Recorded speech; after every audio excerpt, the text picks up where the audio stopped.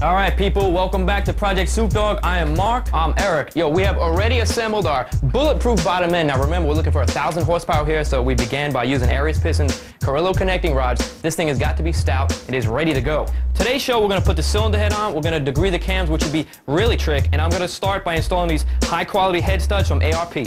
Now while he does that, let me show you guys what we did to the cylinder head, because believe me, it is super trick. Check this out.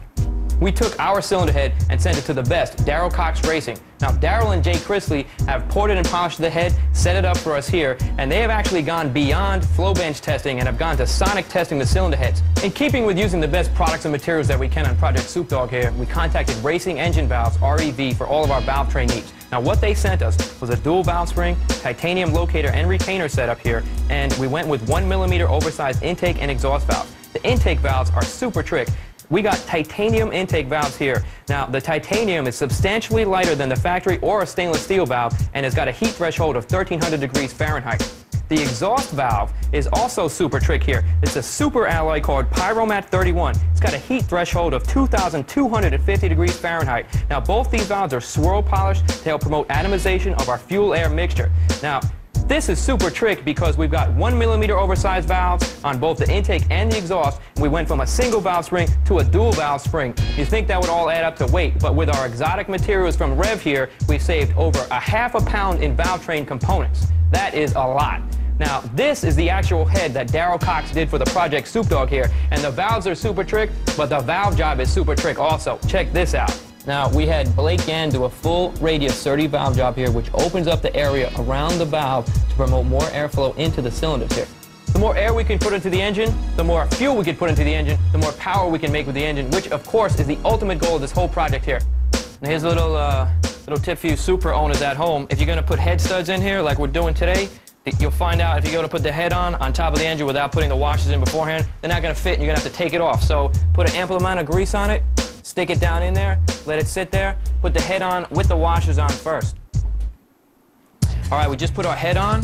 Now that head gasket, we're using a factory Toyota head gasket, and that by far is the most important seal in the entire engine, so we had to ensure that both mating surfaces were perfectly clean before we put this on. And now we got all of our hardware lubed up nicely, and we're going to start to install it and get ready to torque this head down properly. And this thing will be on for real. These fasteners that we're using on the cylinder head here, they have a tensile strength of 190,000 PSI. And in order for them to be working at their maximum potential, they need to be torqued down to 70 foot-pounds. In order for our torque reading to be as accurate as possible, it's important that I try to hold back on the engine so that it doesn't move around a whole lot while he's torquing it down. This is really critical, being that this is the most important gasket pretty much in the entire engine. If this thing fails, our race day is over. All right, we've got our cylinder head on, torqued on nicely. Next step is to drop the cams in, and before I do that, I'm going to put some of this special lubricant supplied by Crower with their camshafts. And the idea behind this is it's going to have to sit on an engine stand for a little while before we go to start it up. And when we do go to initially start it up, it may take a minute or two before we get good oil pressure while we're cranking this thing. And if the lubricant was cheap, it would end up in the oil pan, and that would do us no good. We'd have metal on metal contact.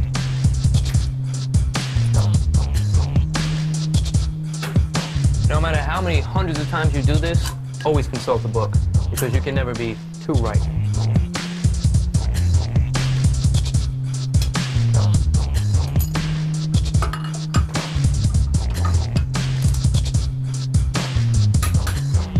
All right, so our crankshaft is on TDC. The marks line up here on the bottom. TDC number 1 cylinder. Exhaust cam is lined up with the top here. Intake cam is lined up with the top. There's no slack on the drive side, being that this engine spins clockwise. So this is the slack on the reverse side. It's taken up by the tensioner. We're going to pull the pin like a grenade, and that's it.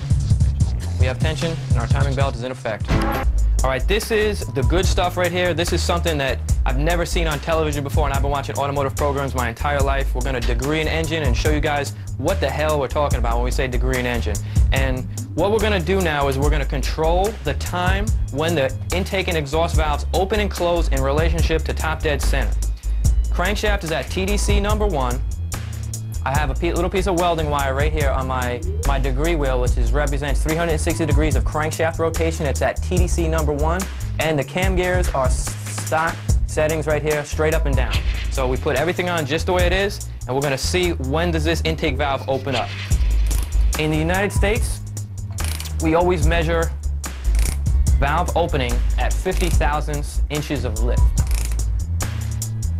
So while I sweep through here and the gauge starts to move,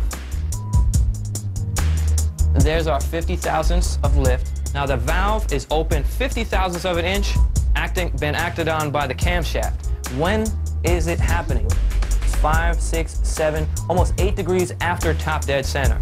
The cam card that came with these stage 3 Crowler cams wanted this thing open, I believe, 8 degrees before top dead center. So we're way off. We gotta make a major change. If we want this to happen 8 degrees before top dead center, we're gonna put it 10, 9, 8 degrees before top dead center. Now we're gonna make a move on the camshaft. This is where I want it to open, 8 degrees before top dead center. So it needs to be advanced a lot. So unlock these jammies. How we do this is we put the crank where we want it, and we move the cam over to our 50 thousandths inches of lift. Where are we at? 5, 6, 7 degrees before TDC. I could move it another degree, but I'm gonna be happy with that. And that means that our intake cam is now degreed to the specs that the Crowler cams came with. So we're gonna move this rig now over to the exhaust cam. We're gonna do the same thing on that side. We're gonna see what we come up with. We're gonna get these guys dialed in perfectly. This is what we ended up with here. The intake valve is opening 7 degrees before top dead center. The exhaust valve is closing 5 degrees after top dead center. That's going to give us a time period of 12 degrees when the intake valve and the exhaust valve are open at the same time. Now this is happening right when the exhaust valve is about to close. The intake valve starts to open up, and what happens is the inertia of the exhaust leaving the cylinder head actually jerks a little clean, fresh air and fuel mixture in there, makes nice high-end horsepower. Might not be the most emissions-friendly setup available, but it sure is going to make us good horsepower. Details, our boy Brian Kono, who's got the bodywork under control on the car.